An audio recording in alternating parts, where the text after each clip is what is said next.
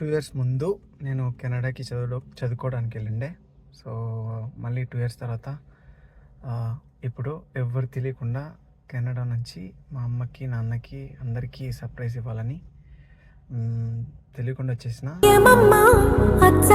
ఈరోజు నాదేనమ్మా కన్న ప్రాణాలు ఉల్లాస తోరణమాయేనమ్మా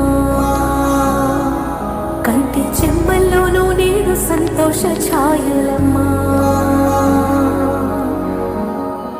నమ్మలేని కలలు నిలిచే కనుల ముందే ఈ నిజము చూసి కాలం ఇప్పుడు కదలను అంది.